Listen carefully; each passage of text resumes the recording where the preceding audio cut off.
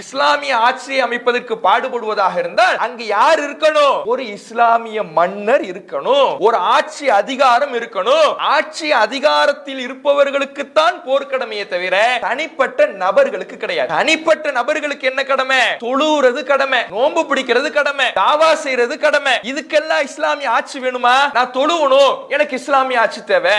நோன்பு பிடிக்கணும், இஸ்லாமிய ஆட்சி.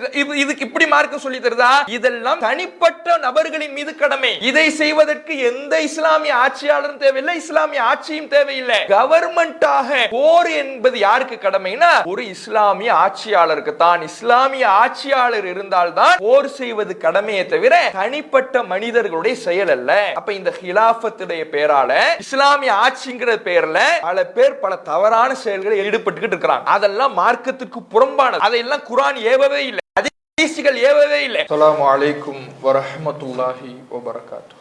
கண்ணியத்திற்குரிய எல்லாம் வல்ல அல்லாஹுவின் நல்லடியார்களே,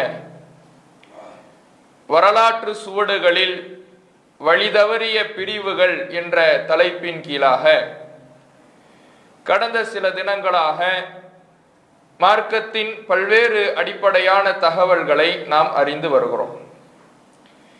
அந்த வகையில் நேற்றைய தினம் ஹவாரிஜிகள் என்ற வழிதவறிய பிரிவின் தோற்றம் பற்றியும் வரலாற்று சுருக்கத்தை பற்றியும், அவர்கள் இந்த இஸ்லாமிய கட்டமைப்பை விட்டு வெளியேறி அவர்கள் ஒரு தனி பிரிவாக செயல்படுவதற்கு காரணமாக இருந்த அவர்களுடைய அடிப்படை கொள்கையான இஸ்லாமிய ஆட்சியாளருக்கு எதிராக ஆயுதமேந்தி கிளர்ச்சி செய்யலாம் என்கின்ற ஒரு கொள்கையை அவர்கள் எப்படி நிறுவினார்கள் என்பதை பற்றியும், அது குறித்து இஸ்லாம் என்ன தெளிவை தருகிறது என்பது குறித்தும் நேற்றைய தினம் நாம் அறிந்தோம்.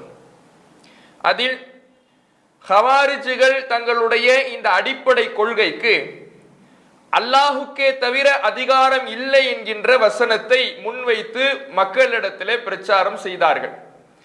அல்லாஹுக்கு மட்டும்தான் அதிகாரம், தீர்ப்பு சொல்லுகின்ற அதிகாரம் அல்லாஹ்வை தவிர வேறு யாருக்கும் இல்லை என்று திருமறை குர்ஆனில் இடம்பெறுகின்ற அதிகாரம் அல்லாஹுக்கே உரியது என்கின்ற வசனத்தை முன்வைத்து மக்களிடத்தில் பிரச்சாரம் செய்றாங்க. இந்த வசனம் அல்லாஹுக்கு மட்டுமே உரியதாக என்னென்ன அதிகாரங்கள் இருக்கிறதோ, மார்க்கத்தில் சட்டம் இயற்றுவது போல அல்லாஹுக்கு மட்டும் உரிய அதிகாரமாக என்ன இருக்கிறதோ அந்த அதிகாரத்தை பற்றித்தான் பேசுகிறதே தவிர உலக ரீதியாக மனிதர்கள் எடுக்கக்கூடிய முடிவுகளை பற்றி இந்த வசனம் பேசல.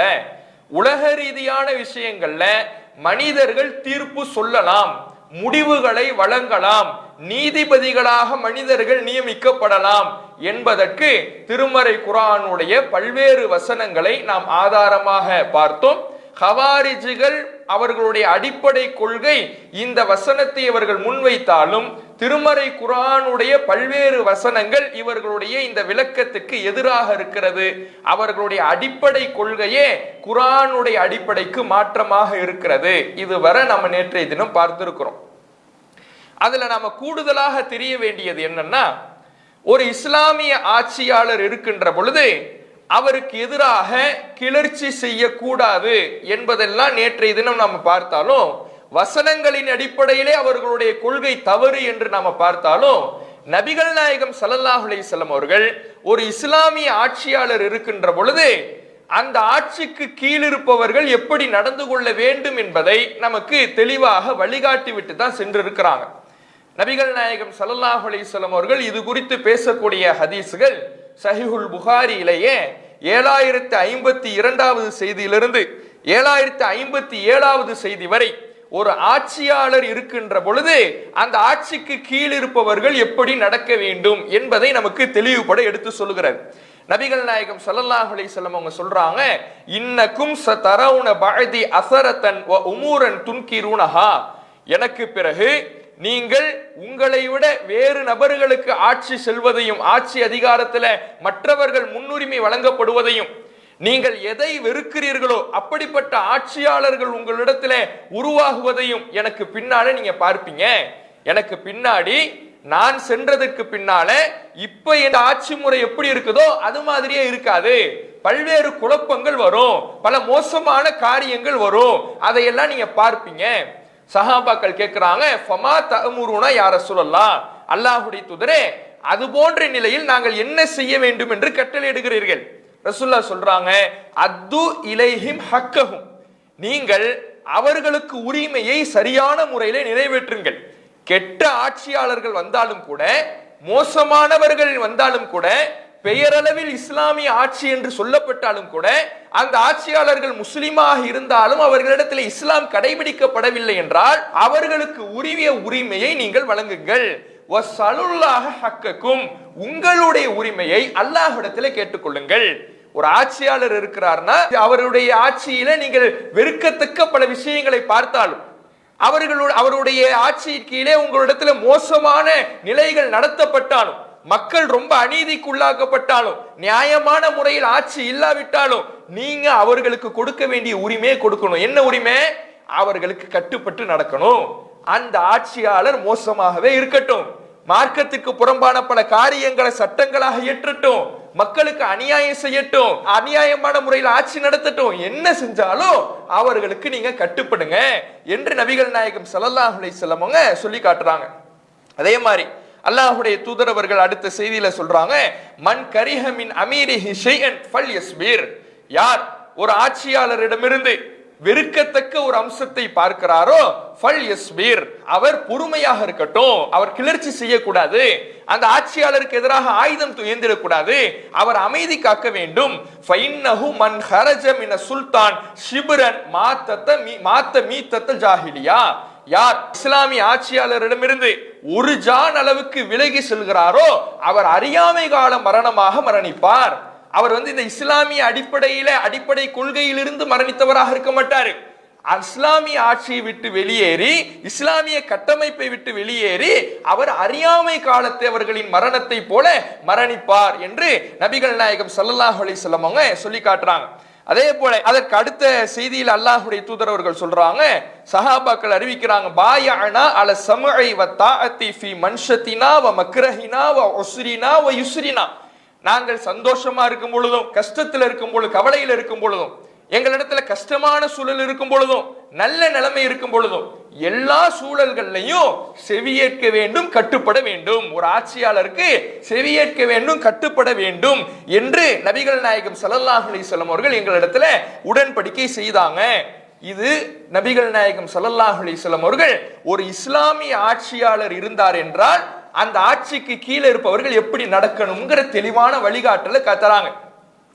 ஒரு சில மோசமான விஷயங்கள் நடந்தாலும், மக்கள் அநீதிக்குள்ளாக்கப்பட்டாலும், நியாயமான முறையில ஆட்சி நடத்தப்படாவிட்டாலும் அந்த ஆட்சியில அந்த ஆட்சியாளருக்கு கட்டுப்பட்டு தான் இருக்கணும். அவர்கள் கிளர்ச்சி செய்யக்கூடாது, ஆயுதமேந்தி புறப்பட்டு விடக்கூடாது, பொறுமை காக்கணும், அல்லாஹ்விடத்திலே துஆ செய்ய வேண்டும், அல்லாஹ்விடத்திலே தங்களுக்கான உரிமையை கோர வேண்டும் என்று நபிகள் நாயகம் ஸல்லல்லாஹு அலைஹி வஸல்லம் சொல்லிட்டு, இதெல்லாம் எதுவரைங்கிறதையும் ரசூலுல்லாஹ் நமக்கு தெளிவுபடுத்துறாங்க. எதுவரை இப்படியெல்லாம் நடந்துக்கலாம் என்பதையும் நபிகள் நாயகம் ஸல்லல்லாஹு அலைஹி வஸல்லம் அவர்கள் நமக்கு தெளிவுபடுத்துறாங்க.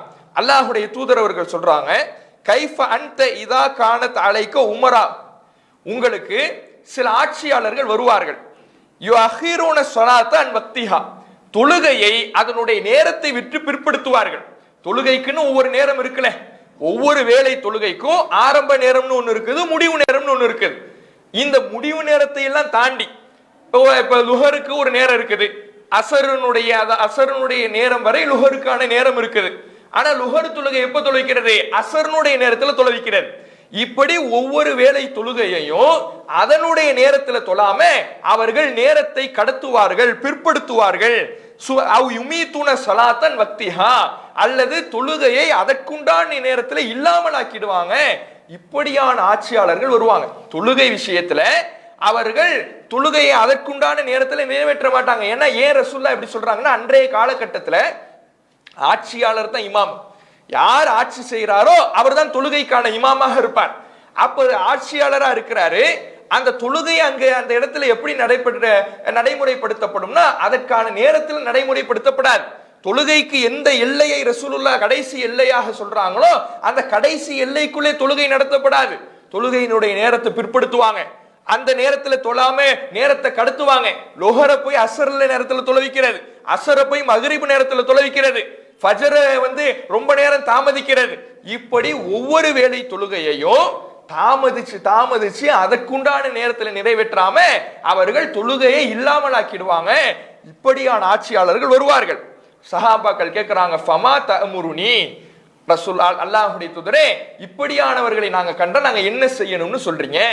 அப்ப நபிகள் நாயகம் ஸல்லல்லாஹு அலைஹி வஸல்லம் சொல்றாங்க, சல்லி ஸலாத்தல் வக்திஹா, தொழுகையை அதற்குண்டான நேரத்துல நீங்க தொழுதுங்க, நீங்க அதற்குண்டான நேரத்துல தொழுதுடுங்க. ஆட்சியாளர் தொழுகையிலே இது போன்ற வரம்பு மீற செயலில் ஈடுபட்டாலும் கூட தொழுகைக்கான நேரம் என்னன்னு உங்களுக்கு தெரியும்ல, நீங்க தனிப்பட்ட முறையிலே அதற்குண்டான நேரத்துல தொழுகை நிறைவேற்றிடுங்க.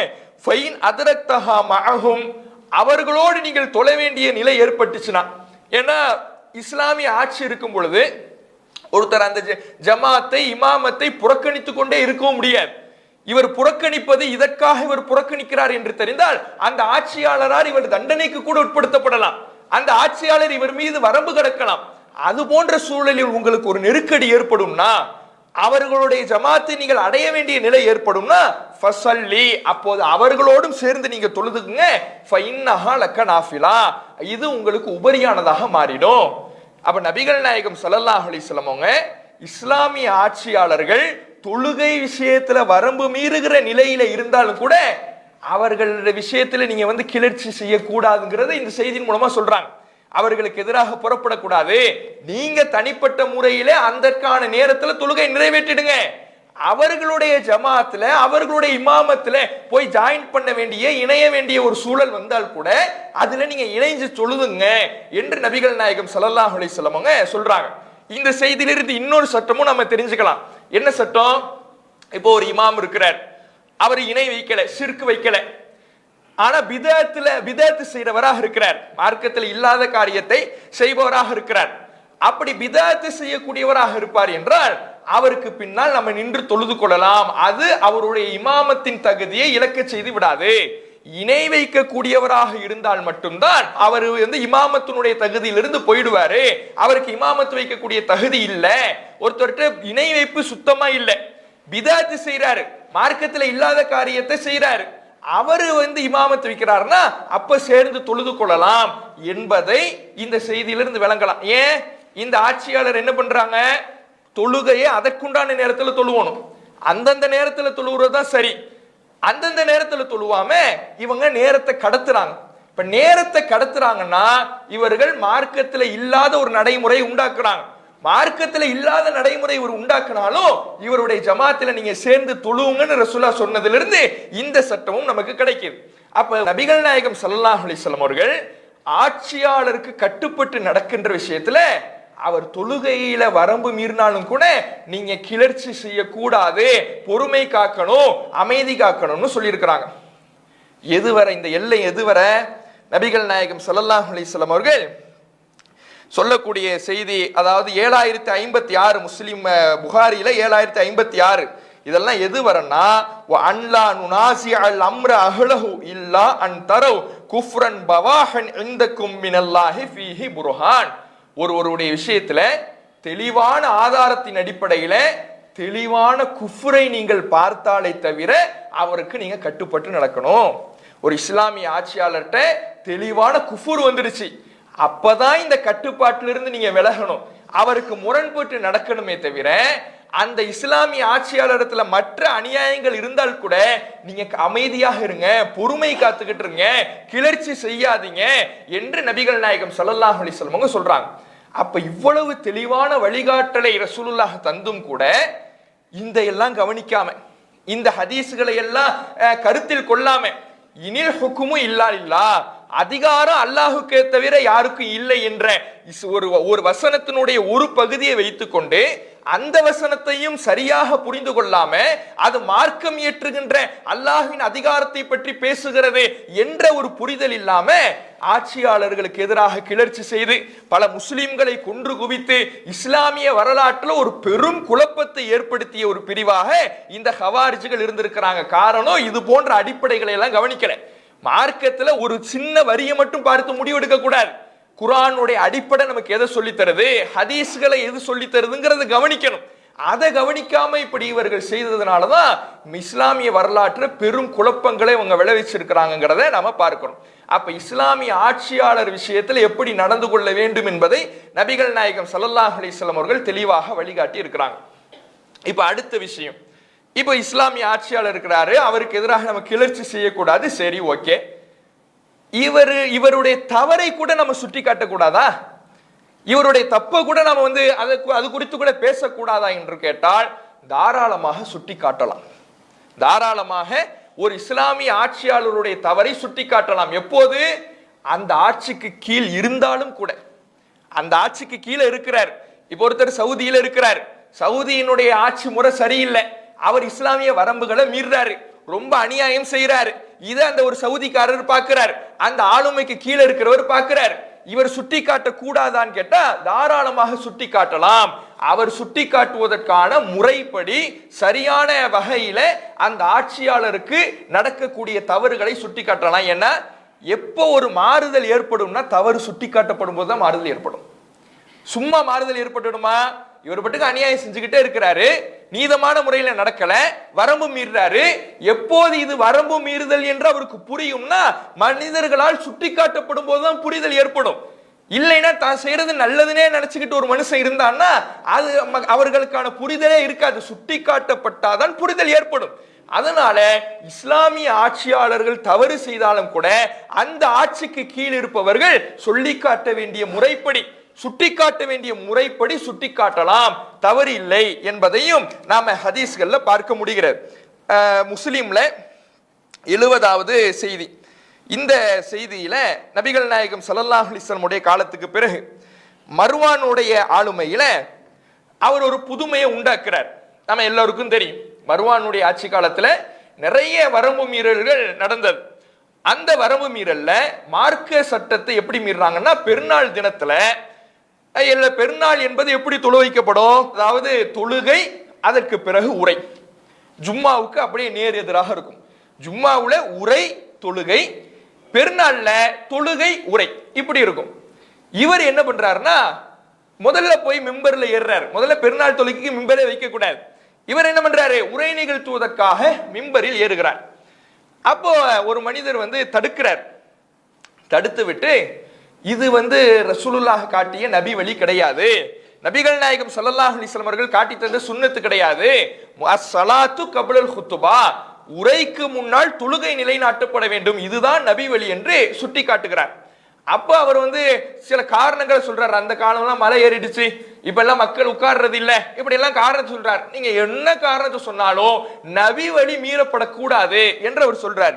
அப்ப அங்கிருந்து அபூ சயீத் அல் குத்ரி ரலியல்லாஹு அவர்கள் சொல்லுகிறார், அம்மா ஹாதா ஃபக்கத் கலாமா அலைஹி, இவர் மீது இந்த மனிதர் சுட்டி காட்டினாரே, ஆட்சியாளருடைய தப்பை தடுத்து நிறுத்தினாரே, அவருக்கு தவறை புரிய வச்சாரே, இந்த மனிதர் இவர் மேல் உள்ள கடமையை நிறைவேற்றி விட்டார். இவருக்கு என்ன கடமை இருந்துச்சோ, ஒரு தப்பை பார்த்தா சுட்டி காட்டணுங்கிற கடமை இருக்குதுல்ல, அந்த கடமையை இந்த மனிதர் நிறைவேற்றி விட்டார் என்று அபூ சயீத் அல் குத்ரி ரலியல்லாஹு அவர்கள் சொல்லிவிட்டு ரசூலுல்லாஹ் அறிவித்த செய்தியும் சொல்றாங்க. மன் ரஆ மின்கும் முன்கரன், உங்களில் யார் ஒரு பாவத்தை, ஒரு தீங்கை கண்கூடாக பார்க்கிறாரோ, ஃபல்யுகையிர்ஹு பியதிஹி, அவர் தன்னுடைய கரத்தால் அதை தடுக்கட்டும். ஃபஇல்லம் யஸ்ததி, அவர் அதற்கு சக்தி பெறவில்லை என்றால் ஃபபிலிசானிஹி, தன்னுடைய நாவால் தடுக்கட்டும். ஃபஇல்லம் யஸ்ததி, அதற்கும் ஒரு சக்தி பெறவில்லை என்றால் ஃபபிகல்பிஹி, உள்ளத்தால் வெறுத்து ஒதுங்கட்டும். ذلك அஃபுல் ஈமான், உள்ளத்தால் வெறுத்து ஒதுங்குவது என்பது ஈமானில் பலவீனமான நிலை. கையால தடுக்க முடிஞ்சா கையால தடுங்க, நாவால தடுக்க முடியுமா நாவால தடுங்க, இல்லைன்னா உள்ளத்தால் வெறுத்து ஒதுங்குங்க. ஆனால் உள்ளத்தால் வெறுத்து ஒதுங்குவது பலவீனமான நிலை ரசூலுல்லாஹ் சொன்னாங்க. இந்த ஹதீஸை மேற்கோள் காட்டி மர்வான் தொழுகைக்கு முன்னாலே உரை நிகழ்த்த பெருநாள் அன்றைக்கு ஏறும் பொழுது ஒரு மனிதர் தடுக்கிறார். தடுத்த மனிதரை பார்த்து அபூ சயீத் ரலியல்லாஹு அவர்கள் சொல்றாரு, தன்னுடைய நாவால் பாவத்தை தடுத்து தப்பை சுட்டி காட்டி தன்மேல் உள்ள கடமையை நிறைவேற்றி கொண்டார் என்று அவர் சொல்லக்கூடிய செய்தியை பார்க்கிறோம். அப்போ ஒரு ஆட்சியாளராக ஒருவர் இருக்கும் பொழுது அந்த ஆட்சியாளருக்கு அவருடைய தவறை சுட்டி காட்டுவது மார்க்க அடிப்படையில் தவறு இல்லை என்பதை இந்த ஹதீஸின் மூலமாக நாம் அறிந்து கொள்ளலாம். அதே போல நசாயி என்ற ஹதீஸ் கிரந்தத்துல பதிவு செய்யப்பட்டிருக்கிறது. நாம் அனைவரும் அறிந்த செய்தி தான். நசாயில 4138வது செய்தி. அதுல நபிகள் நாயகம் ஸல்லல்லாஹு அலைஹி வஸல்லம் சொல்றாங்க, கலிமத்து ஹக்கின் அஃலலுல் ஜிஹாத், ஜிஹாதுல மிகச்சிறந்தது எது என்றால் கலிமத்து ஹக்கின் இந்த சுல்தானின் ஜாயிர், அநியாயக்கார ஆட்சியாளர் இடத்துல உண்மையை எடுத்து சொல்வது. மிகச்சிறந்த ஜிஹாத் எதுன்னா ஒரு ஆட்சியாளர் அநியாயம் செய்யும் பொழுது அவரிடத்துல உண்மையை சுட்டி காட்டுவது, உண்மையை எடுத்து சொல்வது, உண்மையை பேசுவது, இதுதான் மிகச்சிறந்த ஜிஹாத் என்று சொல்லியிருக்கிறாங்க. அப்போ ஒரு இஸ்லாமிய ஆட்சியாளர் தவறு செய்தால் ஆயுதமேந்தி கிளர்ச்சி செய்யக்கூடாது, அதுதான் மார்க்கத்தில் தடுக்கப்பட்டதை தவிர தவறை சுட்டிக்காட்டப்படுவதனுடைய வாசலே அடைக்கப்படல. தவறை தாராளமாக சுட்டிக்காட்டலாம் என்பது இந்த ஹதீஸ்கள்ல இருந்து நமக்கு தெரிய வருகிறது. அப்ப இதே போல இதே கருத்துல நிறைய ஹதீஸ்கள் இருக்குது. புகாரில 7199, அகமதுல 10594, புகாரியில 2955, இந்த ஹதீஸ்கள் எல்லாம் ஆட்சியாளருடைய தவறை தாராளமாக சுட்டிக்காட்டலாம் என்கின்ற தகவலை நமக்கு தருது. அப்ப இந்த அடிப்படையை நாம புரிஞ்சுக்கணும். ஒரு இஸ்லாமிய ஆட்சிக்கு கீழே நாம் இருந்தால் கூட இஸ்லாமிய ஆட்சியாளருடைய தவறை தாராளமாக சுட்டி காட்டலாம். ஏன் இதை நம்ம இப்ப சொல்ல வேண்டிய அவசியம் ஏற்படுதுன்னா, இன்றைக்கு சலஃபு கொள்கை என்ற பெயரில இருக்கக்கூடியவங்க இந்தியாவுல இருக்கக்கூடிய முஸ்லிம்கள் கூட சவுதியில நடக்கின்ற அநியாயத்தை பற்றி பேசக்கூடாது, அதை சுட்டி காட்டக்கூடாது, அந்த தவறை பற்றி இவர்கள் உரை நிகழ்த்தவோ மக்களுக்கு கொண்டு செல்லவோ கூடாது, இது ஹதீஸ்களுக்கு மாற்றம்னு தப்பா புரிஞ்சுக்கிட்டு இருக்கிறாங்க. இந்தியாவுல இருக்கக்கூடிய நாம சவுதி அரசருடைய ஆளுமைக்கு கீழே இருக்கிறோமா, அவருடைய ஆட்சிக்கு கீழே இருக்கிறோமா, அவருடைய ஆட்சிக்கு நம்ம பையத்து செஞ்சு கொடுத்திருக்கிறோமா, உடன்படிக்கை செஞ்சு கொடுத்திருக்கிறோமா? எதுவுமே கிடையாது. நாம வேறு ஒரு ஆட்சிக்கு கீழே இருக்கிறோம், ஆளுமைக்கு கீழே இருக்கிறோம், அவர் வேறு ஒரு நாட்டை ஆண்டு கொண்டு இருக்கிறார். அப்ப அவருடைய நாட்டில் இருக்கக்கூடிய மக்களே தவறை சுட்டி காட்டுவதற்கு ஹதீஸ்கள் அனுமதி இருக்கும் பொழுது இந்தியாவில் இருக்கிற நாம கூட பேசக்கூடாதுன்னு சொல்வது அறியாமையாக இருக்குது. இது மார்க்க அடிப்படையில சரியானதாக இல்லை. ஏன்னா இந்த சலஃபுகளை பொறுத்தவரையில சவுதிக்கு ஒத்து போவதைத்தான் அவங்க பொதுவாக விரும்புவாங்க. சவுதியில என்ன சொல்றாங்களோ அதன்படி. பிறை விஷயத்தை எடுத்துக்கிட்டீங்கன்னா சவுதி பிறை ஏத்துக்குவாங்க. அதுக்கு என்ன ஹதீஸ்களின் அடிப்படையில ஆதாரமே இல்லாத ஒரு கொள்கை அது. சவுதி பிறையை ஏற்றுக்கொள்வது உலக பிறைன்னு பேருக்கு சொல்லிக்குவாங்க. ஆனா சவுதியில தெரிகிற பிறைக்கு தான் அவங்க முக்கியத்துவம் கொடுப்பாங்க. சவுதியில பிறை தெரிஞ்சா இங்க நோன்பு வைக்கிறது, சவுதியில பிறை தெரிஞ்சா இங்க நோன்பு வைக்கிறது. இப்படி இந்த சலஃபு கொள்கை என்று சொல்லக்கூடியவர்கள் சவுதிக்கு ஒத்து போவதை விரும்புவார்கள். அப்படி இன்னைக்கு சவுதி என்னெல்லாம் அநியாயம் பண்ணிக்கிட்டு இருக்கு, எவ்வளவெல்லாம் மோசமா நடந்துகிட்டு இருக்கு, மார்க்க வரம்புகளை மீறிக்கிட்டு இருக்கு, சினிமா தியேட்டர் ஓபன் பண்ணுது, மதுவுக்கு அனுமதி கொடுக்குது, பாலஸ்தீன மக்கள் பாதிக்கப்பட்டிருந்துச்சுன்னா அவர்களுக்கு குரல் கொடுப்பதற்கு அதற்கு கண்டனங்களை தெரிவிப்பதற்கு முன் வருவது கிடையாது. இது குறித்தெல்லாம் நம்ம பேசுனா பேசாதீங்க, இதெல்லாம் அப்படி பேசக்கூடாது, இப்படி பேசுவது ரசூலுல்லாஹ்வுடைய ஹதீஸ்களை மீறுவது என்று தவறான ஒரு புரிதல்ல அறியாமையில இருக்கிறாங்க. இது மார்க்க அடிப்படையில தவறு. மார்க்க அடிப்படையில எது சரின்னா தாராளமாக சுட்டி காட்டலாம். நாம மட்டும் இல்ல, அவருடைய ஆட்சிக்கு கீழ் இருப்பவர்கள் கூட சுட்டி காட்டக்கூடிய முறைப்படி தாராளமாக சுட்டி காட்டலாம் என்பதை இந்த வழிகாட்டல்கள் நமக்கு எடுத்துரைக்கிறது. அடுத்ததாக இதுவரை நாம அந்த ஹவாரிஜிகளுடைய கொள்கையை பற்றி பார்த்து விட்டோம். இப்போ நாம இதனூடாக நாம தெரிந்து கொள்ள வேண்டிய அடிப்படையான விஷயம் என்னன்னா, இப்ப இதே கருத்துல இஸ்லாமிய ஆட்சி இருந்தால் என்னென்ன வழிகாட்டல், சரி ஓகே பார்த்துட்டோம். இதே அடிப்படையில இஸ்லாமிய ஆட்சி இல்லாத ஒரு பகுதியிலே வாழக்கூடிய நாம இங்க இஸ்லாமிய ஆட்சி ஏற்படுத்தணும். அதாவது ஹிலாஃபத். ஹிலாஃபத்னா என்ன? ஹிலாஃபத்துங்கிற அரபு வார்த்தைக்கு ஒருவர் பின் ஒருவர் ஆட்சிக்கு வருவது, அதான் ஹிலாஃபத். ஒருத்தர் இருந்தார்னா அவருக்கு பின்னாடி இன்னொருத்தவர், அவருக்கு பின்னாடி இன்னொருத்தவர், இப்படி வருவதற்கு பேர் தான் ஹிலாஃபத் ஆட்சி முறை. இந்த ஹிலாஃபத் ஆட்சி முறையை ஏற்படுத்தணும், ஒரு இஸ்லாமிய ஆட்சியை நிறுவனம் என்கின்ற அடிப்படையில சில பேர் என்ன செய்வாங்க, சில பிரச்சாரங்களை சில கொள்கைகளை முன்வைப்பார்கள். இது இப்படி ஒரு வழிகாட்டல் முதல்ல இஸ்லாத்தில் இருக்குதா? ஒரு ஊர்ல ஒரு நாட்டுல ஹிலாஃபத் ஆட்சி முறையை நிறுவ வேண்டும், ஹிலாஃபத்தை கொண்டு வர வேண்டும், இஸ்லாமிய ஆட்சி அமைக்க வேண்டும் என்ற எந்த ஏவலாவது, எந்த கட்டளையாவது, வழிகாட்டலாவது, ஆலோசனையாவது இஸ்லாத்தில் இருக்குதா? குரான்ல இருக்குதா? ஹதீஸ்கள்ல இருக்குதா? ஒரு குரான் வசனமும் அப்படி கிடையாது, ஒரு ஹதீஸும் கிடையாது. ஹிலாஃபத் ஆட்சியை கொண்டு வர வேண்டும் என்பது இஸ்லாமிய ஆட்சி முறையை இஸ்லாமிய ஆட்சி இல்லாத பகுதியிலே நிறுவ வேண்டும் என்பது எந்த குர்ஆன் வசனத்திலையும் இல்லாத கருத்து, எந்த ஹதீஸ்களிலும் இல்லாத கருத்து. இப்படி குர்ஆனில் இல்லாத ஹதீஸ்களில் இல்லாத ஒரு கருத்தை தான் இன்றைக்கு சிலர் என்ன செய்வாங்க, பிரச்சாரம் செய்யறாங்க. அப்படி பிரச்சாரம் செய்யும் பொழுது அவர்கள் சொல்வது எல்லாமே அலங்கார வார்த்தைகள் தான். என்ன பண்ணுவாங்க, பாலஸ்தீனத்துல அடிபட்டு கிடக்கிற குழந்தையினுடைய போட்டோவை காட்டுவாங்க, சிரியாவுல பாதிக்கப்படுற குழந்தைய போட்டோ காட்டுவாங்க, அதே மாதிரி குஜராத்ல பாதிக்கப்பட்ட மக்களுடைய போட்டோவை காட்டுவாங்க. இப்படி இதையெல்லாம் காட்டி பாத்தீங்களா இஸ்லாமிய சமுதாயம் எவ்வளவு பலவீனமா இருக்கு பாத்தீங்களா, இதற்கெல்லாம் என்ன தீர்வு தெரியுமா, ஹிலாஃபத்தை அமைக்கணும், இஸ்லாமிய ஆட்சியை கொண்டு வரணும். சரிப்பா, இஸ்லாமிய ஆட்சியை கொண்டு வரதாக இருந்தா அதுக்கு என்ன அளவுகள், அப்படி ஒரு கட்டளை நமக்கு குர்ஆனில் இருந்து வந்திருக்கணும், ஹதீஸில் இருந்து வந்திருக்கணும். அப்படி ஒரு கட்டளை இஸ்லாம் தருதா? அப்படி ஒரு கட்டளையை இஸ்லாம் ஒருபோதும் தரல. இன்னும் எத்தனையோ நபிமார்கள் அல்லாஹ்வால் அனுப்பப்பட்டாங்க, அல்லாஹ்வால் அனுப்பப்பட்ட நபிமார்கள் எத்தனையோ பேர் அனுப்பப்பட்டாங்க. அந்த நபிமார்களுக்கு அல்லாஹ் ரப்புல் ஆலமீன் மார்க்கத்தை எடுத்து சொல்வதைத்தான் முதன்மை கட்டளையாக கொடுத்தானே தவிர இஸ்லாமிய ஆட்சியை நிறுவனமும் முதல் கட்டளையை கொடுக்கல. நீங்க போய் ஒரு கவர்மெண்ட் அமைக்கணும், ஒரு ஆட்சியை கொண்டு வரணும், ஒரு ஊர்ல இஸ்லாமிய ஆட்சியை கட்டமைக்கணும், இந்த கட்டளை எந்த ஒரு நபிமார்களுக்கும் வழங்கப்படல. ஒரு சில நபிமார்களுக்கு அவர்களுக்கு இயற்கையாக ஆட்சி கிடைத்ததை தவிர அவர்களாக ஏற்படுத்தி கொள்ளல. இப்ப உதாரணத்துக்கு நபிகள் நாயகம் ஸல்லல்லாஹு அலைஹி வஸல்லம் அவங்க மக்காவுல தன்னுடைய சொந்த நாட்டுல அவர்கள் அடக்குமுறைக்கு உள்ளாக்கப்பட்டதை போல யாரும் அடக்குமுறைக்கு உள்ளாக்கப்படுவது கிடையாது. அவ்வளவு அடக்குமுறை, அவ்வளவு துன்பங்கள் அனுபவிச்சாங்க, அவ்வளவு கஷ்டங்கள் அனுபவிச்சாங்க. அந்த மக்கா வாழ்க்கையில 13 ஆண்டு காலம் முஸ்லிம்களுடைய வாழ்க்கை சொல்லில் அடக்க முடியாத அளவுக்கு அவர்களுடைய துன்பங்கள் மேலோங்கி இருந்தது. ரத்தம் சிந்தினாங்க, கஷ்டப்பட்டாங்க.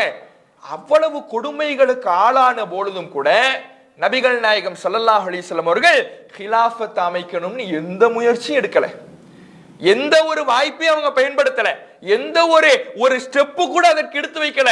நபிகள் நாயகம் ஸல்லல்லாஹு அலைஹி வஸல்லம் அவர்கள் செய்ததெல்லாம் தாவா தான், பிரச்சாரம் தான் செஞ்சாங்க, கொள்கையை தான் எடுத்து சொன்னாங்களே தவிர இஸ்லாமிய ஆட்சி அமைப்பதற்கு அல்லாஹ்வுடைய தூதர் அவர்கள் எந்த முயற்சியும் செய்யல. மதீனாவுக்கு போகும் பொழுது அங்கு பெரும்பான்மையான மக்கள் முஸ்லிம்களாக இருந்ததனால அதை ஆளுகின்ற அதிகாரத்தை ரசூலுல்லாஹ்வுக்கு அந்த மக்களாக கொடுத்தாங்களே தவிர ரசூலுல்லாஹ் என்ன பண்ணல, ஹிலாஃபத்தை அமைக்கல.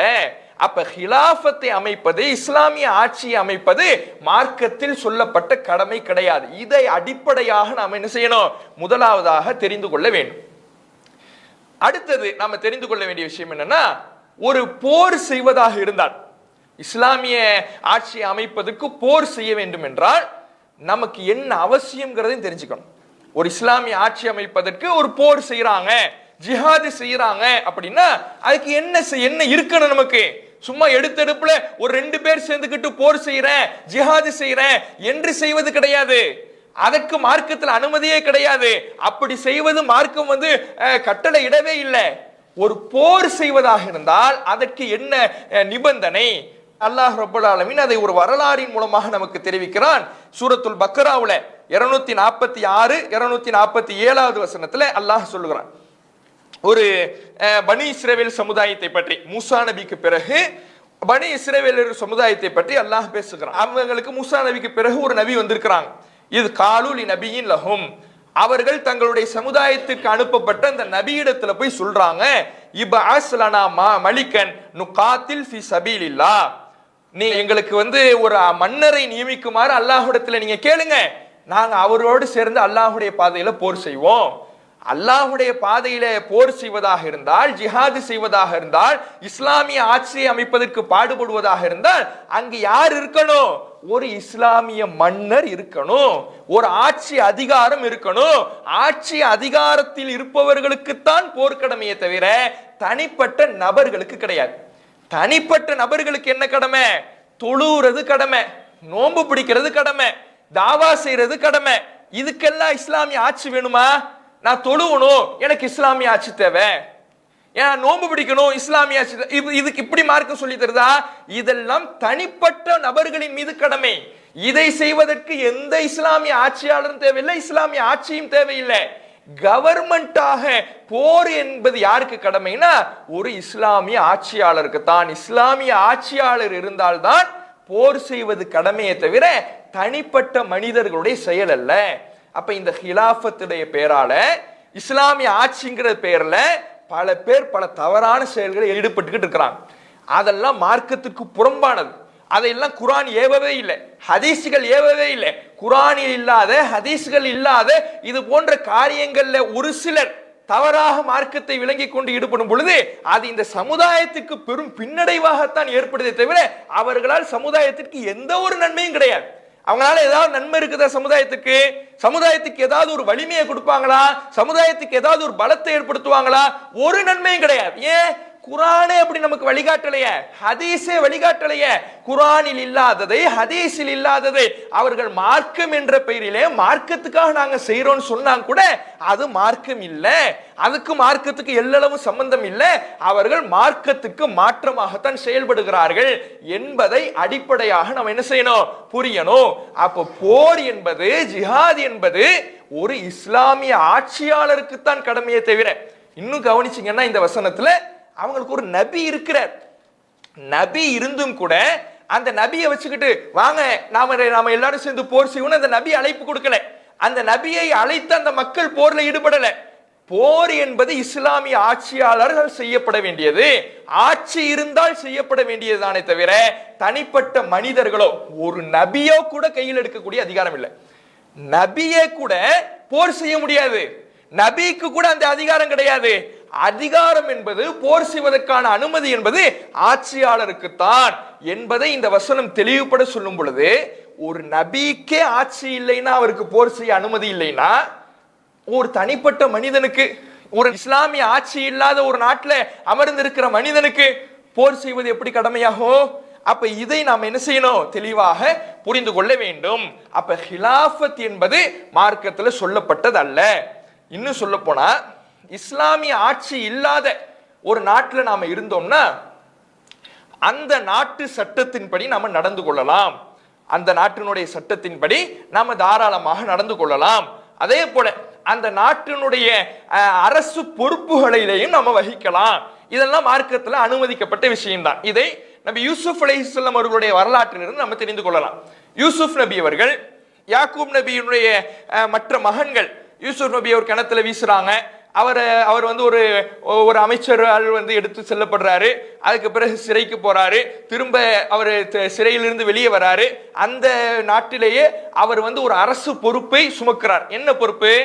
அந்த அரசுனுடைய கருவூலங்களை பாதுகாக்கின்ற பொருளாதார பைனான்சியல் அமைச்சர் மினிஸ்டரை போல ஒரு பொறுப்பை என்ன செய்யறாரு?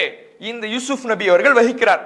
இதை சூரத்துல் யூசுப் 12வது அத்தியாயம் 55வது வசனத்துல நமக்கு பார்க்கலாம். இஜஅல்னி அலா ஹஸாயினில் அர்ல், இந்த பூமியினுடைய இந்த நாட்டினுடைய கருவூலங்களுக்கு பொறுப்பாளியாக என்னை நியமியுங்கள். இன்னி ஹஃபீதுன் அலீம், நான் நன்கு பாதுகாக்கக்கூடியவன், இது குறித்து நன்கு அறிந்திருக்கக்கூடியவன். இந்த பொருளாதாரம் குறித்து எனக்கு நிறைய தெரியும். இந்த பொருளாதாரத்தை நல்ல முறையில் நான் பாதுகாப்பேன். எனக்கு என்ன இந்த பொருளாதார துறையில நியமிங்க. யூசுப் நபி கேட்கிறாங்க. அது இஸ்லாமிய ஆட்சியா? இஸ்லாமிய ஆட்சி உள்ள நாடு இல்லை.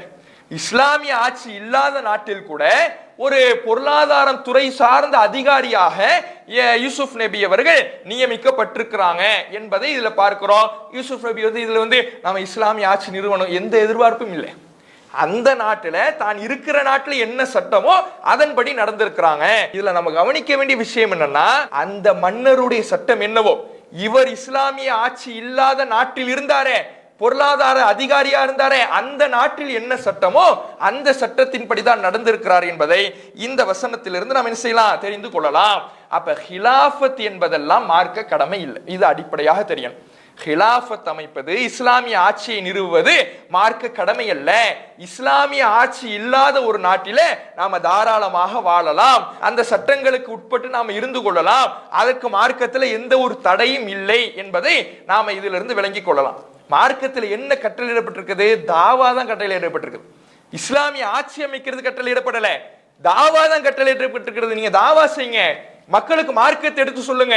மக்களுக்கு மார்க்கத்தை எடுத்து சொல்லி இஸ்லாமிய மக்கள் பெரும்பான்மையாக மாறிட்டாங்கன்னா இந்த ஆட்சிங்கிறது தன்னால அமைஞ்சிடுமே தவிர இந்த ஆட்சி அமைப்பதற்காக போர் செய்யணும், ஆட்சி அமைப்பதற்காக ஜிஹாது செய்யணும் என்று எங்கேயும் இஸ்லாத்துல சொல்லப்படல என்பதையும் இதுல இருந்து நாம தெரிஞ்சுக்கணும். ஏன்னா இன்னைக்கு ஹிலாஃபத்துங்கிற பேர்ல பல்வேறு குழப்பங்களை செய்து கொண்டிருக்கிறார்கள். அதுல நாம ரொம்ப கவனமாக இருக்க வேண்டும் என்பதுல இதை நம்ம கவனிக்க வேண்டும். அடுத்ததாக அப்ப இதுதான் நம்ம ஹவாரிஜிகளுடைய முதல் அடிப்படை கொள்கை, ஆட்சியாளருக்கு எதிராக கிளர்ச்சி செய்வது. அது தொடர்பாகத்தான் நம்ம இவ்வளவு விவரங்களையும் பார்த்திருக்கிறோம். இப்ப ஹவாரிஜிகளுடைய இரண்டாவது கொள்கை, ஹவாரிஜிகளுடைய இரண்டாவது கொள்கை என்ன கொள்கை? பெரும்பாவம் செய்தவர்கள் காஃபிர்கள். பெரும்பாவம் செஞ்சவங்க யாரு? காஃபிர்கள் என்று சொல்வதுதான் ஹவாரிஜிகளுடைய இரண்டாவது அடிப்படை கொள்கை. ஒருத்தவங்க ஒரு பெரும்பாவம் ஒருத்தர் செஞ்சிட்டார், அவர் மூமின் தான், அல்லாஹுக்கு இணை கற்பிக்கல, அல்லாஹுக்கு ஷிர்க் வைக்கல, ஆனால் ஒரு பெருபாவத்தை செய்து விட்டார் என்றால் அவர் காஃபீர் என்று ஹவாரிஜிகள் சொல்வாங்க. அதுக்கு சில ஆதாரங்களை என்ன செய்யறாங்க? முன்வைக்கிறாங்க. அவங்க முன்வைக்கக்கூடிய ஆதாரம் ஒண்ணு, நேற்றைய தினமே இந்த ஆதாரத்தை நம்ம பார்த்தோம். 5வது அத்தியாயம் 44வது வசனம், ஒமல்லம் யஹ்கும் பிமா அன்ஸலல்லாஹ், யார் அல்லாஹ் அருளியதை கொண்டு தீர்ப்பளிக்கவில்லையோ ஃபஉலாயிக ஹுமுல் காஃபிரூன், அவர்கள் காஃபிர்கள். அல்லாஹ் அருளியதை கொண்டு அல்லாஹுடைய சட்டத்தை வச்சு யார் தீர்ப்பளிக்கலையோ அவர்கள் காஃபிர்கள். அல்லாஹுடைய சட்டத்தை எதுல நம்ம பின்பற்றணும்? மக்கள் உலக ரீதியாக தீர்ப்பளித்துக் கொள்ளக்கூடிய சட்டங்கள் என்னென்னங்கிறதெல்லாம் நேற்றைய தினம் என்ன செஞ்சுட்டோம்? விரிவாக பார்த்துட்டோம். இந்த அல்லாஹுடைய சட்டம் என்பதை தவறாக இவர்கள் புரிந்து கொண்டதனுடைய காரணமாகத்தான் நபித்தோழர்களை எல்லாம் என்ன பண்ணாங்க? அவங்க காஃபிர்னு சொன்னாங்க. அலி ரலியல்லாஹு அவர்கள் அபூ மூஸா அஷ்அரியை தீர்ப்பாளராக நியமிச்சிட்டார், அதனால அவர் காஃபிரு.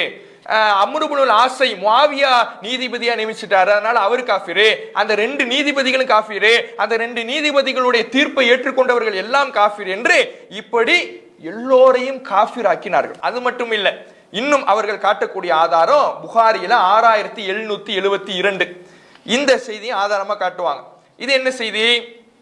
அல்லாஹ்வுடைய தூதர் அவர்கள் சொல்றாங்க, லா யஸ்னி ஸானி ஹீன யஸ்னி வஹுவ மூமின், ஒருவர் இறை நம்பிக்கை கொண்டிருக்கக்கூடிய நிலையில் ஒருவர் விபச்சாரம் செய்யும் பொழுது அவர் விபச்சாரம் செய்ய மாட்டார்.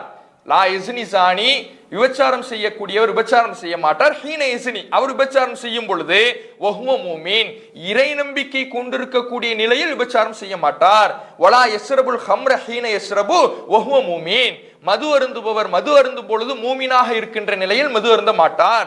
வலா யஸ்ரிகு ஹீன யஸ்ரிகு வஹுவ மூமின், திருடுபவன் திருடும் பொழுது மூமினாக இருக்கும் நிலையில் திருட மாட்டான்.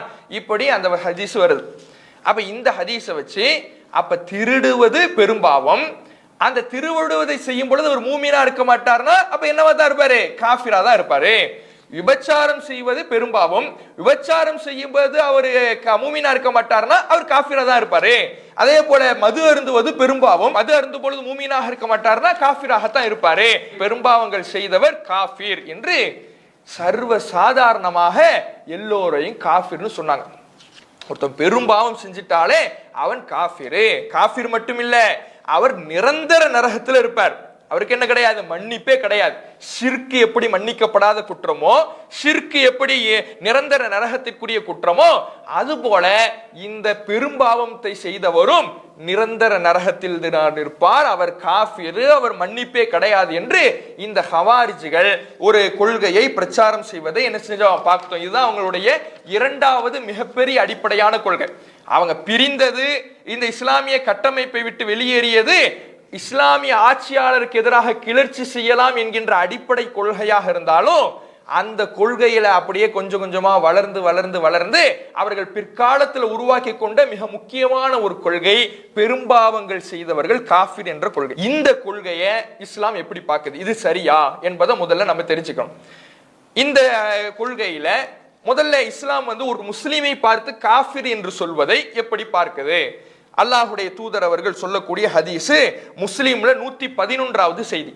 இந்த செய்தியில நபிகள் நாயகம் ஸல்லல்லாஹு அலைஹி வஸல்லம் அவங்க சொல்றாங்க, இதா கஃபர ரஜுலு அஹாஹு, ஒரு மனிதர் தன்னுடைய சகோதரரை பார்த்து காஃபிர் என்று சொன்னால் ஃபக்கத் பாஅ பிஹா அஹதுஹுமா, அவ்விருவரில் ஒருவர் அந்த காஃபிர் என்கின்ற பட்டத்தோடு திரும்பி விடுவார்கள். ஒருத்தர் இன்னொருத்தரை பார்த்து காஃபிர்னு சொல்றார், ஒருத்தர் இன்னொரு பத்தவரை பார்த்து காஃபிர்னு சொன்ன பொழுது அவங்க ரெண்டு பேர்ல ஒரு ஆள் யாரா மாறிடுவாங்க, காஃபிரா மாறிடுவாங்க என்று இந்த ஹதீஸ்ல இடம்பெறுகிறது. அதை தொடர்ந்து அதுக்கு அடுத்த செய்தியிலே ரசூலுல்லாஹ் சொல்றாங்க, ஐயுமா இம்ரஇன் காலலி அஹீஹி யா காஃபிர், ஒரு மனிதன் தன்னுடைய சகோதரனை பார்த்து காஃபிரே என்று கூறுகிறான் என்றால், தன்னுடைய சகோதரனை பார்த்து நீ காஃபிரே என்று சொல்லுகிறான் என்றால், ஃபக்கத் பாஅ பிஹா அஹதுஹுமா, அவ்விருவரில் ஒருவர் அதை கொண்டு திரும்புவார். ரெண்டு பேர்ல யாராவது ஒரு ஆள் காஃபிரா இருப்பாங்க. அதே மாதிரி தான் சொல்றாங்க, முந்தைய செய்தி மாதிரி சொல்லிட்டு இந்த செய்தியில ரசூலுல்லாஹ் கூடுதலாக என்ன சொல்றாங்கன்னா, இன்கான கமா கால, அவரு அந்த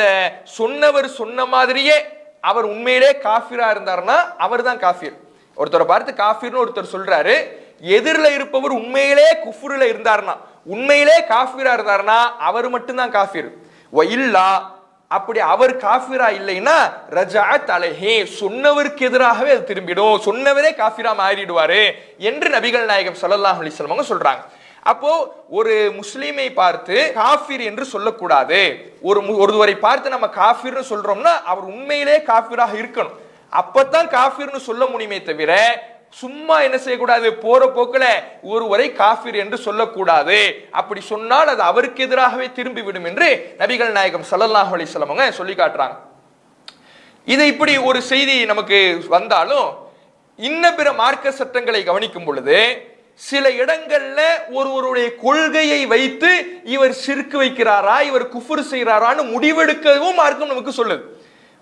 ஒருத்தரை பார்த்து சும்மா காஃபிர்னு சொல்லாதீங்கன்னு தான் மார்க்கம் சொல்லுதே தவிர ஒருத்தவருக்கு இவர் காஃபிரா ஷிர்க் வைக்கிறாரான்னு முடிவு செய்யவே கூடாதுன்னு இஸ்லாம் சொல்லல. இவர் ஷிர்க் வைக்கிறாரா, இவர் குஃப்ர் செய்யறாரா, இறை மறுப்பான காரியத்தை செய்யறாரா, இறைவனுக்கு இணை வைக்கிறாரா, இப்படி முடிவெடுக்கவே கூடாதுன்னு இஸ்லாம் சொல்லல. வீணா சொல்லாதீங்க, ஆதாரம் இல்லாம சொல்லாதீங்க. ஆதாரம் இல்லாம சொன்னீங்கன்னா அது உங்களுக்கு எதிராக திரும்பிடும் என்றுதான் மார்க்கம் சொல்லுது. ஏன்னா சில இடங்கள்ல ஒரு மனிதர் ஷிர்க் வச்சிருக்கிறாரா இல்லையான்னு முடிவு செய்ய சொல்லுது மார்க்கம். எந்த இடங்கள்ல, உதாரணத்துக்கு இப்போ ஒரு மனிதர் தொலை வைக்கிறார், இமாமா ஒருத்தர் நிக்கிறார், அவர் பின்பற்றி நாம தொழணும். ஒருவரை இமாமாக நாம தேர்ந்தெடுக்கணும்னா அதுக்கு முதல் தகுதி அவர் இணை வைக்காதவரா இருக்கணும். இப்ப இந்த இடத்துல ஒருத்தர் இமாமா தேர்ந்தெடுக்கிறோம்னா அவர் இணை வைக்கிறாரா வைக்கிறாரா நாம முடிவு செஞ்சாதான் என்ன பண்ண முடியும், அவரை இமாமாக தேர்ந்தெடுக்க முடியும். அப்போ ஒருத்தர் பொதுவாகவே இணை வைக்கக்கூடியவர்னு சொல்லக்கூடாதுன்னா, இவர் காஃபிர் நம்ம சொல்லக்கூடாதுன்னா அல்லாஹ் சொன்ன இந்த சட்டத்தை பின்பற்ற முடியுமா? பின்பற்ற முடியாது. அப்ப காஃபிர் என்று ஒருவரை சொல்வதாக இருந்தால், முஷ்ரிக் என்று ஒரு விஷயத்துல முடிவெடுப்பதாக இருந்தால் தெளிவான ஆதாரங்கள் இருந்தால் முடிவெடுக்கலாம். அப்படி முடிவெடுக்கக்கூடிய இடங்களும் மார்க்கத்தில் இருக்குது. ஒருத்தர் இமாமாக இருக்கிறார்னா அவர் இணை வைக்கிறாரா வைக்கிறான்னு நம்ம முடிவு செய்யணும். அல்லாஹ் குர்ஆன்ல சூரத்து தௌபாவுல 9வது அத்தியாயம் 17வது வசனத்துல சொல்றான், மாகானில் முஷ்ரிகீன அன் யஅமுரு மசாஜிதல்லாஹ் ஷாஹிதீன அலா அன்ஃபுஸிஹிம் பில் குஃப்ர், இறை மறுப்பை கொண்டு தங்களுக்கு எதிராகவே சாட்சி சொல்லக்கூடிய நிலையில் இருக்கின்ற இணை வைப்பாளர்களுக்கு அல்லாஹ்வுடைய பள்ளிவாசல்களை நிர்வகிப்பது அனுமதி இல்லை. அல்லாஹ்வுடைய பள்ளிவாசலை நிர்வகிக்கிறார், நிர்வாகத்தினுடைய முதன்மை பொறுப்பே இமாமத்து தான். அந்த இமாமாக ஒருத்தர் நிக்கிறார், ஆனா அவரிடத்துல குஃபுர் இருக்குது, இணை வைக்கக்கூடியவரா இருக்கிறார்னா அவருக்கு இமாமத்தாக இருப்பது தகுதி இல்லை என்று அல்லாஹ் ரப்பல் ஆலமீன் திருமறை குர்ஆன்ல சொல்லி காட்டுறான். அப்ப இந்த இடத்துல என்ன பண்றது, பொதுவா காஃபிர்னே ஒரு மனிதர் விஷயத்துல முடிவெடுக்க கூடாது அப்படி மார்க்கம் சொல்லல. முடிவெடுக்கக்கூடிய சூழலும் இருக்குது.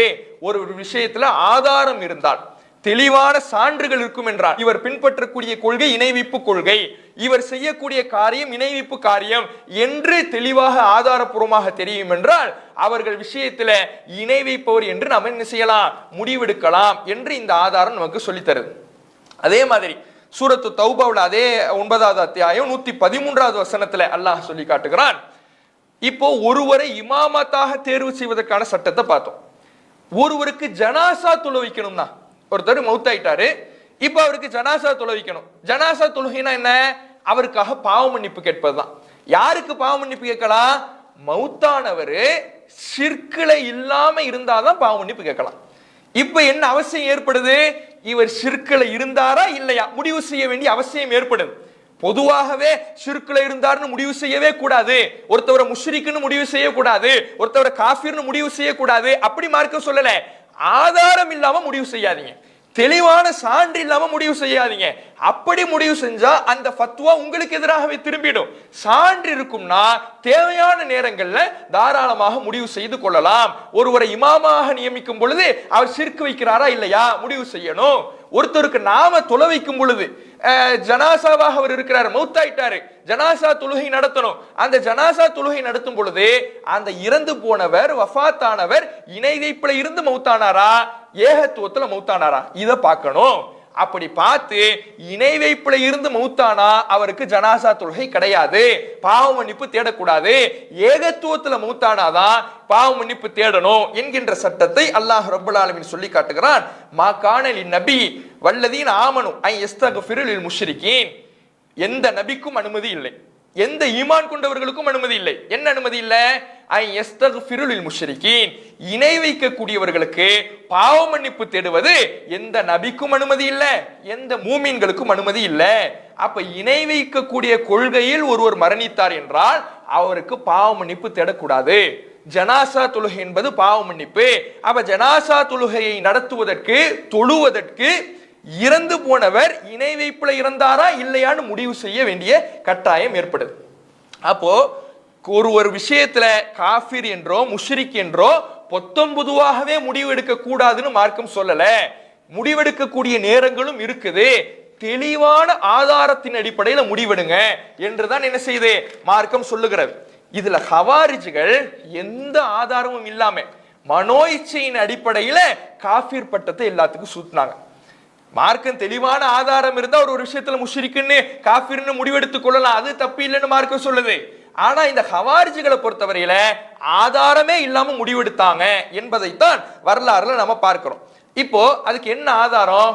இப்ப இவங்க என்ன சொல்றாங்க? பெரும்பாவம் செஞ்சதெல்லாம் காஃபிர்ங்கறாங்க. அதுக்கு அவங்க காட்டின ஆதாரத்திலேயே அதுக்கு பதில் இருக்குது. என்ன பதில்? ஒருவர் மூமினாக இருக்கின்ற நிலையில் விபச்சாரம் செய்யும் பொழுது மூமினாக இருக்கின்ற நிலையில் விபச்சாரம் செய்ய மாட்டார்னா அவர் இறை நம்பிக்கையாளரே இல்லைன்னு மார்க்கம் சொல்லல. அவரை மூமின்னு தான் ரசூலுல்லாஹி சொல்றாங்க. அவரை என்னன்னு சொல்றாங்க? வகைப்படுத்துறாங்க. அல்லாஹ்வுடைய தூதர் மூமின்னு தான் வகைப்படுத்துறாங்க. அந்த நேரத்தில் அவருடைய ஈமான்ல ஒரு குறைவு ஏற்படுது, அவருடைய ஈமான்ல ஒரு சின்ன ஒரு பாதிப்பு ஏற்படுதே தவிர அவரிடத்தில் ஒட்டுமொத்தமாக ஈமானே இல்லாமல் போகவில்லை என்பதை இந்த ஹதீஸில் இருந்து நம்ம என்ன செய்யலாம் தெரிந்து கொள்ளலாம். இது அல்லாம பல ஆதாரங்களும் இருக்குது. உதாரணத்துக்கு சூரத்து நிசா 4வது அத்தியாயத்திலேயே 48வது வசனத்திலே இடம்பெறுது, 116வது வசனத்திலே இடம்பெறுது. அல்லாஹ் ரப்பல் ஆலமீன் சொல்கிறான், இன்னல்லாஹ லா யக்ஃபிரு அன் யுஷ்ரக பிஹி, அல்லாஹ் தனக்கு இணை கற்பிக்கப்படுகின்ற ஒரு பாவத்தை மட்டும்தான் மன்னிக்கவே மாட்டான். வ யக்ஃபிரு மா தூன தாலிக லிமன் யஷா, அதுக்கு கீழ்நிலையில் இருக்கின்ற பாவங்களை தான் நாடியோருக்கு அல்லாஹ் மன்னிப்பான். அல்லாஹ் மன்னிக்காத குற்றம்னா நிரந்தர நரகத்தில் தள்ளக்கூடிய குற்றம்னா அது என்னது? ஷிர்க் மட்டும்தான், இணை வைத்தல் மட்டும்தான், குஃப்ரு மட்டும்தான். எந்த பாவத்தை எல்லாம் மன்னிப்பா? இது அல்லாத எல்லா பாவங்களையும் தான் நாடியவர்களுக்கு மன்னிப்பான்.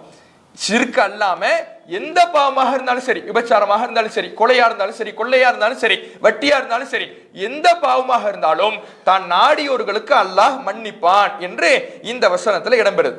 அதே மாதிரி புகாரியில 6784வது செய்தியில இடம்பெறுது, நபிகள் நாயகம் ஸல்லல்லாஹு அலைஹி வஸல்லம் அவர்கள் உடன்படிக்கை செஞ்சாங்க. நீங்க அல்லாஹ்வுக்கு இணை வைக்க கூடாது, திருடக்கூடாது, விபச்சாரம் செய்யக்கூடாது, கொல்லக்கூடாது, அவதூறு சொல்லக்கூடாது, மாறு செய்யக்கூடாது, இப்படிலாம் ரசூலுல்லாஹ் உடன்படிக்கை செஞ்சாங்க. இதை யார் நிறைவேற்றுகிறாரோ அவருக்கு நன்மை உண்டு. யார் இதை இந்த பாவத்தில எல்லாம் விழுந்துட்டாரோ, இந்த பெரும்பாவத்துல யாரெல்லாம் விழுந்துட்டாரோ அவர் உலகத்துல தண்டனை அனுபவிச்சுட்டாருன்னா, பெரும்பாவம் செஞ்சு விபச்சாரம் பண்ணிட்டாரு, இஸ்லாமிய ஆட்சி இருக்குது, உலகத்திலே அவருக்கு தண்டனை கொடுக்கப்பட்டுருச்சுன்னா அதுவே அவருக்கு பரிகாரமாக அமைந்து விடும். ஒமன் அஸாப மின் தாலிக ஷையன் சும்ம ஸதரஹுல்லாஹு அலைஹி, ஒருவர் இந்த பாவத்தை செஞ்சு இந்த உலகத்தில் அல்லாஹ் மறைச்சி அவருக்கு எந்த தண்டனையும் கிடைக்காம நாளை மறுமை நாள்ல அல்லாஹ்வை சந்திக்கிறார்னா இன்ஷா அஃபா அன்ஹு வ இன்ஷா ஆக்கபஹு, அல்லாஹ் நாடினால் அவரை மன்னிப்பான், அல்லாஹ் நாடினால் அவரை தண்டிப்பான். அப்ப இணை வைப்பு மட்டும்தான் மன்னிக்கப்படாத குற்றமே தவிர வேறு எந்த பெரும்பாவமாக இருந்தாலும் அல்லாஹ் நாடினால் மன்னிப்பான் என்பதுதான் திருமறை குர்ஆனும் ஹதீஸ்களும் நமக்கு சொல்லித்தரக்கூடிய பாடமாக இருக்கிறது. அப்போ நம்ம கவனிக்க வேண்டிய விஷயம், இந்த ஹவாரிஜ்கள் ஒரு சில ஹதீஸ்களை தவறாக புரிந்து கொண்டு பெரும்பாவங்கள் செய்தவர்கள்லாம் காஃபிர்கள்னு பொதுவாக சொல்லிட்டாங்க. ஆனா திருமறை குர்ஆனுடைய மற்ற பல ஆதாரங்கள் எல்லாமே இணை வைப்பு இருந்தால் மட்டும்தான் ஒருவர் காஃபிராக ஆவார், இணை வைப்பு இருந்தால் மட்டும்தான் ஒருவருக்கு மன்னிப்பு கிடையாது. இணை வைப்பும் குஃப்ரும் தான் நிரந்தர நரகத்தில் தள்ளக்கூடிய பாவம் என்பதை பல்வேறு இந்த ஆதாரங்கள்லாம் தெளிவுபடுத்துது. அப்ப பெரும்பாவம் செய்தவர் காஃபிர் கிடையாது, அவர் மூமின் தான். ஆனால் அவருடைய ஈமானில் குறைவு இருக்கிறது, அவருடைய ஈமானில் பலவீனம் இருக்குது. இப்படித்தான் முடிவு செய்யலாமே தவிர அவரை காஃபிர் என்று சொல்வதற்கு ஹதீஸ்கள்ல எந்த ஒரு ஆதாரமும் கிடையாது. பொதுவாக இந்த காஃபிர் என்ற வார்த்தையை பொறுத்தவரையில ஒட்டுமொத்தமாக இறைவனை மறுத்தவருக்கும் காஃபிர் என்று சொல்லப்படும், நன்றி கெட்டவர்களுக்கும் சொல்லப்படும். நன்றி இல்லாம அல்லாஹுக்கு பயப்படாம ஒரு பாவத்தை செய்யறாரு, இவர் நன்றி மறக்கிறார், அல்லாஹ்வுடைய அருட்கொடை யோசிக்காம நடக்கிறார், இது போன்ற நன்றி கெட்டவர்களுக்கும் சொல்லப்படும். அதே மாதிரி நிரந்தர நரகம்னு பல்வேறு குற்றங்களுக்கு மார்க்கத்தில் சொல்லப்படும். அந்த நிரந்தர நரகம்னா உண்மையிலே நிரந்தரமா கலப்பாங்கன்னு கிடையாது. அப்படி முடிவெடுத்தோம்னா நாம இப்ப பார்த்தோமே, அல்லாஹ் நாடினால் மன்னிப்பா, அவங்க நரகத்திலிருந்து தப்பிச்சு சொர்க்கத்துக்கு வருவாங்கன்னு ஆதாரத்தை எல்லாம் பார்த்தோமே, அந்த ஆதாரம் எல்லாம் முரண்படாமையும். அப்ப நிரந்தரம் என்று சொல்லப்பட்ட இடங்கள் எல்லாம் உண்மையிலே நிரந்தரத்தை பெற்றுத்தராது. அது கண்டிப்புக்காக கூட மார்க்கத்தில் சொல்லப்பட்டிருக்கிறது. அல்லாஹ்வுடைய கண்டிப்புக்காக, அச்சுறுத்தலுக்காக நிரந்தரம் என்று சொல்லப்பட்டிருக்கிறது என்பதைத்தான் நம்ம என்ன செய்யணும், இதுல இருந்து கவனிக்கணும். அப்போ பெரும்பாவங்கள் செய்தவர்கள் கூட அல்லாஹ்வால் மன்னிக்கப்படுவாங்க. ஷிர்க் இருந்தால் மட்டும்தான் அது மன்னிக்கப்படாத குற்றம் என்பதை நாம இதிலிருந்து கவனிக்கலாம். இதே கருத்தை சஹீஹுல் புகாரில 44வது ஹதீஸ், முஸ்லிம்ல 306வது ஹதீஸ், அதே சஹீஹுல் புகாரில 1237வது ஹதீஸ் என்று இந்த ஹதீஸ்கள் எல்லாம் நமக்கு பெரும்பாவங்கள் செய்தவர்கள் அவர்கள் மன்னிக்கப்படுவார்கள், அல்லாஹ் நாடினால் அவர்களுக்கு மன்னிப்பு உண்டு, ஷிர்க் வைத்தவர்கள் மட்டும்தான் நிரந்தர நரகத்திற்குரியவர்கள் என்ற கொள்கையை நமக்கு சொல்லித்தருது. அப்ப ஹவாரிஜிகளுடைய இரண்டாவது இந்த கொள்கையும் தவறான கொள்கை. பெரும்பாவங்கள் செய்தவர்கள் காஃபிர்கள் என்று சொல்லக்கூடிய ஹவாரிஜிகளுடைய இந்த கொள்கையும் குர்ஆன் ஹதீஸின் அடிப்படையிலே தவறாக இருக்குது. பெரும்பாவங்கள் செய்தவர்கள் ஈமான் உள்ளவர்கள் தான், ஆனால் அவர்களுடைய ஈமானில் பலவீனம் இருக்கிறது என்றுதான் முடிவு செய்யலாமே தவிர ஈமானே போய்விட்டது என்று முடிவு செய்வதற்கு மார்க்கத்தில் எந்த ஒரு ஆதாரமும் இல்லை. இதுல நாம கவனிக்க வேண்டிய விஷயம் இன்னொன்னு என்னன்னா, இந்த கொள்கையை வைத்து இன்னொரு வழிகட்ட பிரிவு ஏற்படுது, உருவாகுது. இப்போ ஹவாரிஜிகள் ஹிஜ்ரி 37ல உருவாகுறாங்க. அந்த நேரத்துல தான் இந்த முஆவியா ரலியல்லாஹு அவர்களுக்கும் அலி ரலியல்லாஹு அவர்களுக்கும் சண்டை ஏற்பட்டு சமாதான பேச்சுவார்த்தை நடக்குது. அதிலிருந்து தான் தனி பிரிவாக ஹிஜ்ரி 37ல தான் உருவாகுறாங்க. ஹிஜ்ரி 80 வாக்குல இன்னொரு கூட்டம் ஒன்று உருவாகுது. என்ன கூட்டம்னா, அந்த கூட்டத்துக்கு பேரு முஅத்தஸிலான்னு சொல்லுவாங்க. அந்த கூட்டத்துக்கு பேரு முஅத்தஸிலா, முஅத்தஸிலான விலகியவர்கள். இவர்கள் உருவாவதற்கு காரணமே ஹவாரிஜிகளுடைய இந்த கொள்கை தான். பெரும்பாவங்கள் செஞ்ச காஃபிர்னு சொன்னாங்களே, இந்த கொள்கை தான் முஅத்தஸிலான்னு ஒரு தனி பிரிவு உருவாவதற்கே காரணமா அமையுது. என்ன, எப்படி? இந்த ஹிஜ்ரி 80 வாக்குல ஹசனுல் பஸ்ரி, இவர் ஒரு தாபி, ஒரு மிகச்சிறந்த தாபி. இந்த ஹசனுல் பஸ்ரி என்பவர் பள்ளிவாசல் உட்கார்ந்து மக்களுக்கு மார்க்கத்தை போதித்துக் கொண்டு இருக்கிறார். மக்களுக்கு மார்க்கத்தை போதித்துக் கொண்டிருக்கிறார். தன்னுடைய மாணவர்களுக்கு கேட்கக்கூடிய கேள்விகளுக்கு பதில் சொல்லி கொண்டிருக்கிறார்.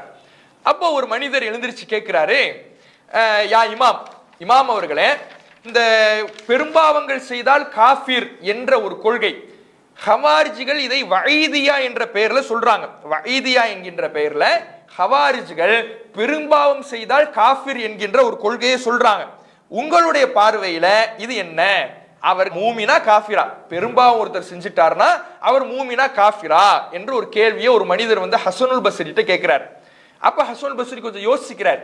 இந்த கேள்விக்கு பதில் சொல்வதற்கு யோசித்துக் கொண்டிருக்கிறார், ஆதாரங்களை அசை போட்டு கொண்டிருக்கிறார். அப்ப அந்த அவையில் இருந்த ஹசனுல் பஸ்ரியினுடைய மாணவராக இருந்த வாசில் பின் அத்தா என்பவர் ஹசனுல் பஸ்ரி பதில் சொல்வதற்கு முன்பே எழுந்திருச்சு, அவர் மூமினும் இல்ல காஃபிரும் இல்ல, அவரு மூமினும் இல்ல காஃபிரும் இல்ல, அவர் இரண்டுத்துக்கும் இடைப்பட்ட நிலையில இருக்கிறாரு என்று ஒரு பதில சொல்றார். பதில சொல்லிட்டு இந்த குழுவை விட்டு விலகி அங்கு பள்ளிவாசலுடைய வேறொரு பகுதியில தனி குழுவாக போய் அமர்றார். இந்த வாசில் இப்னு அத்தா என்பவர் இவராக ஒரு பதிலை சொல்லி, அவர் மூமினும் இல்ல காஃபிரும் இல்லைங்கிறார். மார்க்கத்துல ரெண்டே நிலை தான், ஒன்னு மூமின்னு சொல்லணும், இல்லைன்னா காஃபிர்னு சொல்லணும். இந்த ரெண்டு நிலை தான் மார்க்கத்துல இருக்கு.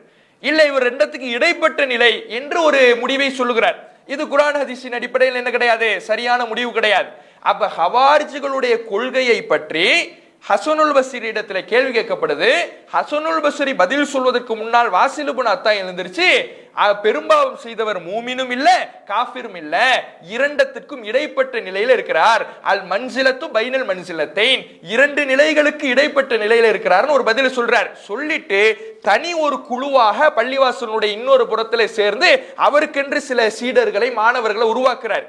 இப்படி பள்ளிவாசல்ல வேறொரு குழுவாக விலகி போயிருக்கிறாங்களே, இதனாலதான் இவர்களுக்கு அல் முஅத்தசிலா விலகியவர்கள் சொல்லப்படுது. அப்ப ஒரு கொள்கையை வைத்து இன்னொரு வழிகட்ட பிரிவு உருவாகுது, அவங்க தான் முஅத்தசிலாக்கள். இந்த முஅத்தசிலாக்கள்கிட்ட இன்னொரு கொள்கை இருக்கு. என்ன கொள்கை? இதே ஹவாரிஜிகளுடைய பெரும்பாவங்கள் செய்தால் அவர்களை காஃபிர்னு தான் சொல்ல மாட்டாங்க, அவங்க ரெண்டத்துக்கு இடைப்பட்ட நிலையில இருக்கிறான்னு சொல்றாங்க. ஆனா பெரும்பாவங்கள் செஞ்சாலும் நிரந்தர நரகம் தான், காஃபிர்னு தான் சொல்ல மாட்டோமே தவிர ஹவாரிஜிகளை சொல்வதை போல பெரும்பாவம் செய்தவர்கள் நிரந்தர நரகத்துல தான் இருப்பாங்க, அவங்களுக்கு மன்னிப்பு கிடையாது என்று இந்த முஅத்தசிலாக்கள் இடத்துல அதே ஹவாரிஜிகளுடைய இன்னொரு கொள்கையும் இருக்குது. அதே மாதிரி இஸ்லாமிய ஆட்சியாளருக்கு எதிராக கிளர்ச்சி செய்யணுங்கிறது இருக்குல்ல, ஹவாரிஜிகளுடைய அடிப்படை, அந்த கொள்கை யார்கிட்ட இருக்கு? முஅத்தசிலாக்கள்கிட்ட இருக்கு. அதுக்கு பேர் என்ன சொல்லுவாங்கன்னா அல் அம்ரு பில் மஅரூஃப் வ நஹி அனில் முன்கர். நம்ம கேள்விப்பட்டது அம்ரு பில் மஅரூஃப் நஹி அனில் முன்கர்னா என்ன? நன்மையை ஏவுறது தீமையை தடுக்கிறது. நன்மையை ஏவுறது தீமையை தடுக்கிறதுன்னு ஒரு பேரை வச்சுக்கிட்டு அதுக்கு இவங்க சொல்லக்கூடிய விளக்கம் என்ன? ஆட்சியாளருக்கு எதிராக கிளர்ச்சி செய்யணும்னு. நாம ஏன் ஹவாரிஜிகள்ங்கிற கொள்கையை பத்தி நம்ம விரிவாக பார்க்க வேண்டியது இருக்குன்னா, ஹவாரிஜிகளுடைய அடிப்படை கொள்கைகள் பல வழிகட்ட பிரிவுட்டு இருந்திருக்கு. முஅத்தசிலாக்கள்கிட்டயே ஹவாரிஜிகளுடைய 3 அடிப்படையான கொள்கைகள் இருந்திருக்குது என்பதை என்ன செய்யறோம்? பார்க்கிறோம். அப்போ இந்த விஷயத்துல நாம கவனமாக இருக்கணும். பெரும்பாவங்கள் செய்தவர்கள் காஃபிர் அல்ல, அவர்கள் மூமின்கள் தான், ஈமானில் பலவீனம் இருக்குது, இதுதான் சரியே தவிர ஹவாரிஜிகளுடைய கொள்கை சரியில்லை என்பதை நாம புரிந்து கொள்ளணும். இன்ஷா அல்லாஹ் நாளைய தினம் ஹவாரிஜிகளுடைய 3வது அடிப்படையாக இருக்கிற தவறான விளக்கங்கள் சொல்வது, குர்ஆன் வசனங்களுக்கு தஅவீல்பாங்க. தஅவீல்னா மாற்று விளக்கம் கொடுப்பது, இது ஹவாரிஜிகள்கிட்ட இருந்த ஒரு கொள்கையாக இருக்குது. அப்ப தஅவீல்னா என்ன, மாற்று விளக்கம்னா என்ன, அது எப்போ கொடுக்கலாம் எப்போ கொடுக்க கூடாது, எப்படி கொடுத்தா அனுமதிக்கப்பட்டது, எது வரம்பு மீறுவது, இதை நாம தெரிஞ்சுக்கணும். ஏன்னா நேற்றைய தினமே நாம ஒரு சில வசனங்களை பார்த்தோம். வழிகேட்டுக்கு போறவங்க மாற்று விளக்கத்தின் பேரில தான் வழிகேட்டுக்கு போவாங்க. தர்காவுக்கு போறவங்க குர்ஆனுடைய மற்ற வசனங்களை எல்லாம் விட்டுருவாங்க, ஒரே ஒரு வசனத்தை எடுத்து மாற்று விளக்கம் கொடுப்பாங்கன்னு பார்த்தோம். அது போன்று இந்த ஹவாரிஜிகள் மாற்று விளக்கம் கொடுப்பாங்க. இவங்க எந்தெந்த வசனங்களுக்கு மாற்று விளக்கம் கொடுத்தாங்க, மாற்று விளக்கமே மொத்தத்துல ஹராமா, மாற்று விளக்கம் அனுமதிக்கப்பட்டதா, எதில் அனுமதிக்கப்பட்டது, எது வரம்பு மீறிய மாற்று விளக்கம் என்பது போன்ற தகவல்களை எல்லாம் இன்ஷா அல்லாஹ் நாளைய தினம் அறிந்து கொள்வோம். அஸ்ஸலாமு அலைக்கும் வரஹ்மத்துல்லாஹி வபரகாத்துஹு. அல்லாஹு அக்பர், அல்லாஹு அக்பர்.